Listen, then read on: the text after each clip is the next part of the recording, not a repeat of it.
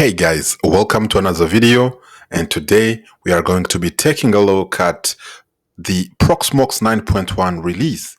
And as you guys can see, I've already installed it on my machine and I have a few things already running.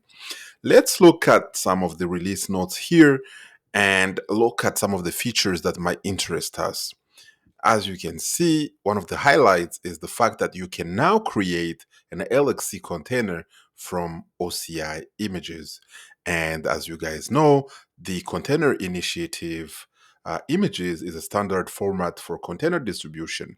So now we can use the widely adopted OCI images directly from registries and also apply them directly to use as templates for our LXC containers. Now, as you can see, there is a caveat here. They say that depending on the images, these containers are provisioned as full system containers or lean application containers. Application containers are distinct and optimized approach that ensures minimal footprint and better resource utilization for microservices.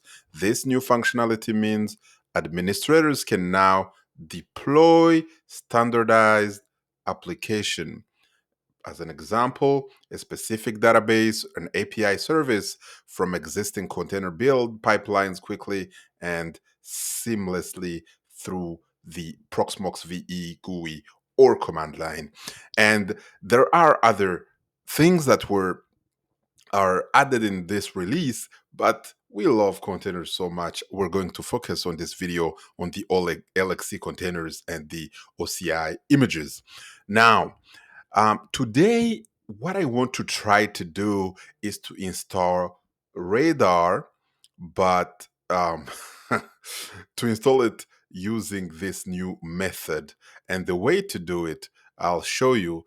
Normally, you have the places that you have that you save your files and templates. And in my case, I save all of my files and templates in my Crucial SSD, and this is my storage location of preference. I've already downloaded the Radarr template, but let's remove it and try and do it again. And in this case here, you guys can see that we have a new button here that says pull from OCI Registry. We're going to try this new button and see how this works. So you can see we have the reference, the tag, and the file name. I don't know yet how the file name works, but I'm guessing in the future I'll be playing with this and probably will find out how this all works.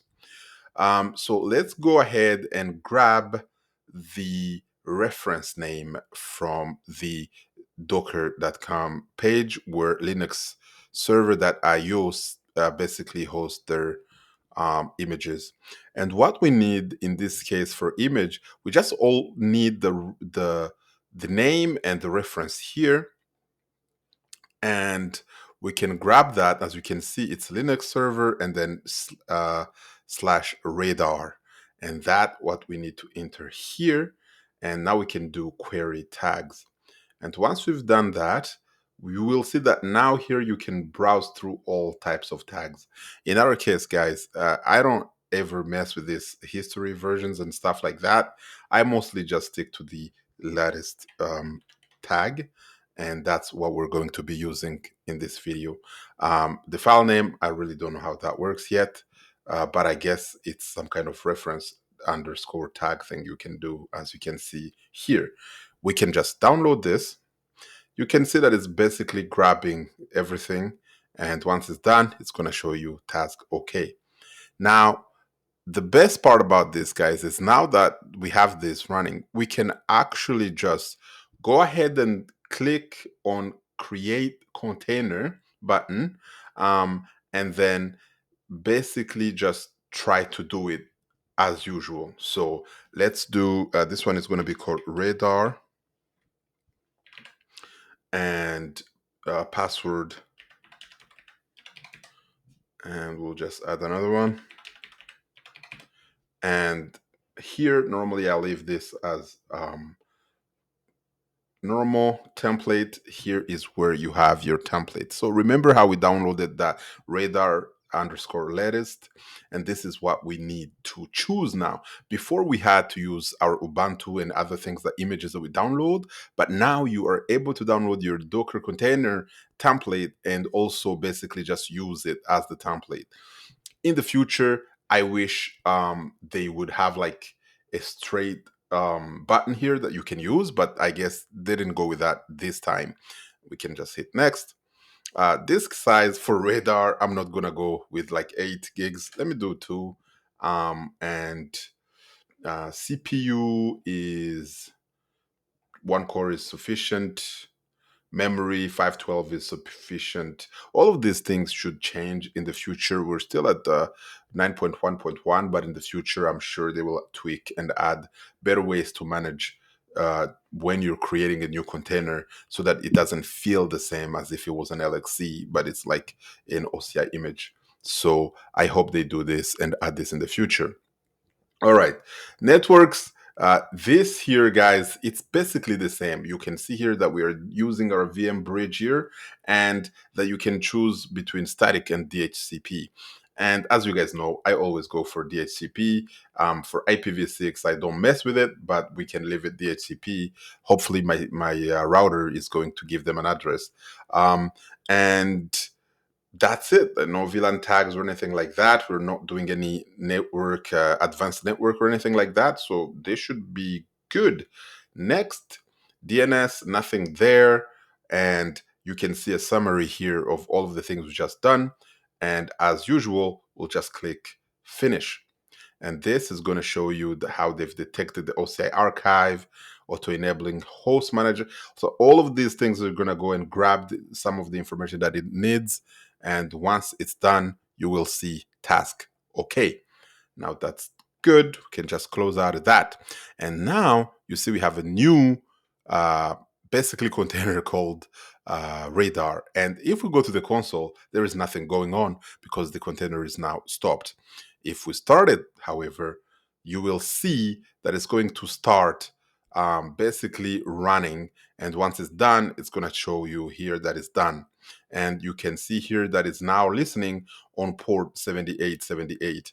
Now, all of the things that are within the container should be running, and resources are still here, so you can increase your cores. Here, as you guys know, you have to manage differently when you need to expand the disk and things like that. But you can increase your swap, and for environment variables are all now hidden here on the options. And you can see here that you have some of the options that you have. And here at the last line here, you have environment. And this is where you can set things such as the path and all of the language stuff that you normally would put in environment. So we said that the Radarr container was running it at port 7878. Let's see if it gave us an IP address since we chose DHCP. If we go to summary, this is one of the best things now that you see all the time, is that now you can get the IP easily without installing anything.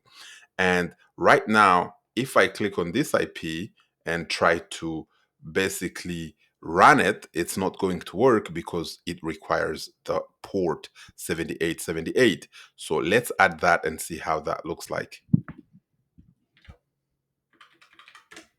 And as you guys can see, we are in Radarr. It is running on the Proxmox basically as a container. So right now, if I go to the console and do like a control C, nothing happens, right? So we can't do much while this is running. And as you can see, the container is still running, everything is going well, and the options are still available, and your container is now running. Now, I think that in the future they might want to add more options to manage it correctly, where you have access to your console to look at logs and things like that. But really, has this looks very promising, and I think in the future it is something that we're going to be using a lot. And yeah, so that's pretty much it. And as you guys can see, it's still running. We can create all the authentication methods here, and everything is just quite all right. So how do you like the new Proxmox 9.1? Have you installed it? Are you running it? What do you like about it? What do you not like about it? Also, guys, keep it in mind that this is actually my first time running 9.1, and I noticed that feature and I said, you know what, let me do a video to show the other users how this all works. And hopefully you guys like this video. If you like it, put a thumbs up. If you don't like it, well, I think Google removed the thumbs up. So just add a comment and things like that. Subscribe, share, tell your friends about this. It's a promising future for Proxmox. So thank you again for being here. Thank you for being part of my community. And so, yeah, that's pretty much it. Bye bye, bye bye, bye bye.